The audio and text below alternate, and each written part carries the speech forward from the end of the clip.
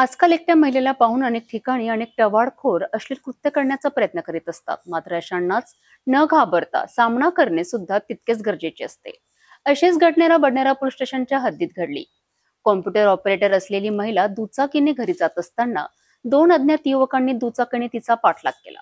धैर्य दाखवून एकाची कॉलर पकडली. पुढे आणखी दुचाकीने निघून गेली. तिने पर्स मधून मोबाईल काढून फोन करण्याचा प्रयत्न केला असता एकाने मोबाईल हिसकावून फेकला. त्याच रात्री रस्त्याने जाणाऱ्या वाटसरूंना घटना माहिती पडताच दोघांनी पलायन केलेत. महिलेने थेट बडनेरा पोलीस स्टेशन गाठून तक्रार दाखल केल्याने बडनेरा पोलिसांनी दोन युवकांविरुद्ध विनयभंगाचा गुन्हा दाखल केलाय. ग्रामीण भागात जाणाऱ्या महिलेला एकटी पाहून यासोबतच अंधाराचा फायदा घेऊन तिच्यासोबत अश्लील चाळे करण्याचा प्रयत्न करणाऱ्या दोन युवकांचा महिलेने मोठ्या धैर्याने सामना केला. 12 जुलैच्या रात्री 9:30च्या सुमारास ग्रामपंचायत येथे कॉम्प्युटर ऑपरेटर असलेली महिला दुचाकीने बडनेरा ते उत्तमसराय या मार्गाने जात असताना गाडीवर असलेल्या टिफिन डब्बा व्यवस्थित करण्याकरिता तिने दुचाकी थांबवली.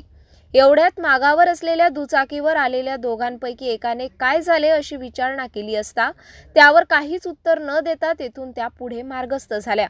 दरम्यान उत्तमसराय येथील कोंडेश्वरी नदीवरील पुलावर ते दोघे अचानक महिलेच्या गाडीसमोर आले व गाडी थांबवली. दुचाकी चालक तरुण खाली उतरून फिर्यादी महिलेच्या दुचाकी समोर आला व त्याने अश्लील शब्दांचा वापर केला. अचानक घडलेल्या त्या प्रसंगाने ती आधी घाबरली, मात्र तात्काळ ती सावरली.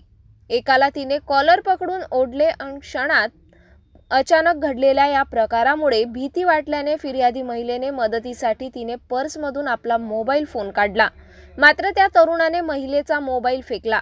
त्यामुळे प्रसंगावधान राखत न घाबरता तिने मोठ्या धैर्याने त्याची कॉलर पकडली. त्याला ओढले असता तो खाली पडला.